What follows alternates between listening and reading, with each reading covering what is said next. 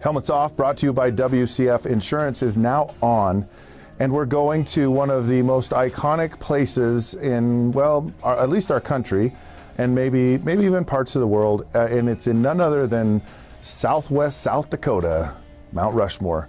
I just happened to be there this past week. I was actually speaking, got an opportunity to tour the site, and actually not only from the ground, but they took me in an airplane. I got to fly around Mount Rushmore. Very cool experience.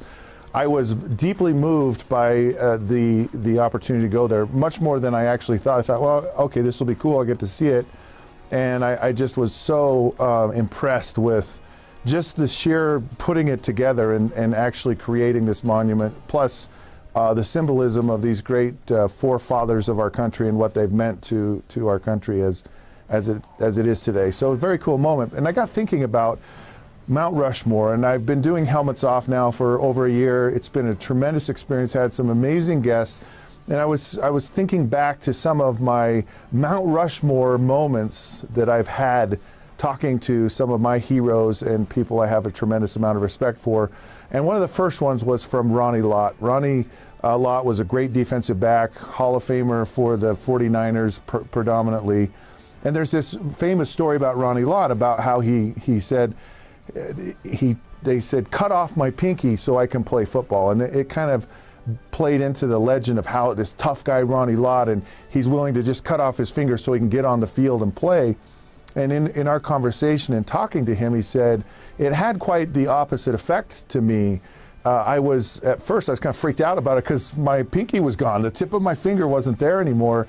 And then I became really humbled by how much I sacrifice and what I've given up to play this great game. And not only what I've sacrificed, both from my physical body and my time and my energy and my effort, but also how much a whole lot of people have sacrificed to play football. And he said it was very humbling and very moving to him having that experience in his life. And so I was touched by that, because I understand how challenging and how hard it is to do that, to play professional sports, and really to do anything in our life. There's a tremendous sacrifice that comes along with it, but I was touched by his humility and his appreciation for all that he'd given to be as great a player as he was. Very cool moment for me.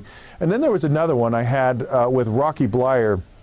Rocky Bleier was a great player for the Pittsburgh Steelers in the 70s, part of 4 Super Bowl champion teams with the Steelers.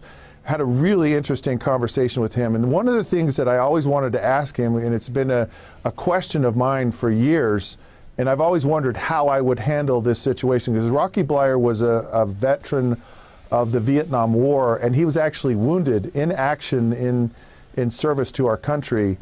And I wanted to ask him, what's it like to go into combat? And I've always wondered how I would handle that situation. Would I shrink in a corner and just, roll up in a ball and just cry? Or would I be like, damn the torpedoes, full speed ahead, and lead the pack? And I don't know. I don't know how I would handle facing the fact that people are trying to kill me and they're shooting at me. That would be a hard thing to come to terms with, and could you get yourself to do that and actually go into combat? And he made this comment to me that I found quite fascinating. He said, the person that you are is what will go into battle with you. So if you're a calm, cerebral person, that's how you'll be in battle. If you're a person that's kind of high-strung and wired pretty tightly and wound up, you're going to be that person in battle, only it's going to be magnified times 10. And so you'll be super focused and calm and cerebral, or you'll be bouncing off the walls just hyper. And whatever personality, that's what you go into battle with. And the thing is you'll handle it, you'll deal with it. It's after it's over you start to go, wait, what did I just get into? Or what just happened? And it's a lot like playing in sports. In football, you go into it, and then after it's over, you start decompressing and analyzing the whole experience. So it's very fascinating to hear that conversation. And then this next one is John Randle. And John was actually, I wanted to say he was drafted the same year I was, but he wasn't drafted. And this is back in 1990 when they had 12 rounds, 12 different rounds of 30 teams could have had an opportunity to pick a future Hall of Fame defensive lineman, and not a single team did it. In other words, it's incredible that this guy was not drafted somewhere, anywhere. And he kind of tried to get a bunch of different looks from teams, and they all said, you're undersized, you don't fit, they will try to make you into a linebacker. You're not a linebacker, you're not a defensive end, you're not a defensive tackle. There's really no place for you in the NFL.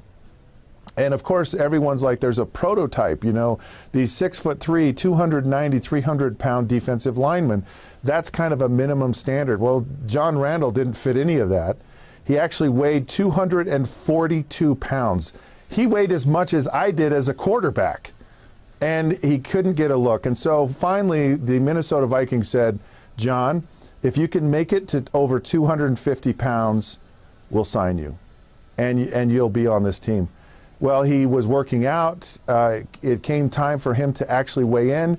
He weighed 242 pounds. He went to a hardware store, bought a chain, wrapped it around his waist, hid it under his clothing, weighed in, and he weighed 251 pounds. A Hall of Fame career began by a guy buying a chain in a hardware store and hiding it under his clothes. And I think it's one of those great stories where, you know, who'd have thunk that one, and the great lengths that people go to do this game, because he was a tremendous player, and it's just fortunate that he was able to find that and figure that out. I played against him, tremendous respect for his abilities. That was a fun story to hear about how a chain started a Hall of Fame career. And then the last one for me, and there were many more, and it's really hard to pick all these out, but the last kind of Mount Rushmore moment of my first year with helmets was from Dale Murphy. And Dale Murphy was my childhood hero. I always wanted to be a baseball player growing up. I always watched the Atlanta Braves. Dale Murphy was my favorite guy. And so it was really kind of like a fanboy opportunity for me when I got to interview him on Helmets Off. And Dale Murphy is known as a guy who is very clean cut, very principled, lives his life very honorably, very, you know, he's a good human being. And so I wanted to ask him about, well, did you ever steal signals? Because, you know, you're an honest guy, you don't steal things. And is that deemed like breaking the rules? And I loved his comment when he said, if they're willing to put out in public on display their intentions, to me, I don't feel like I'm stealing anything. It's public consumption, so I might as well take advantage of it.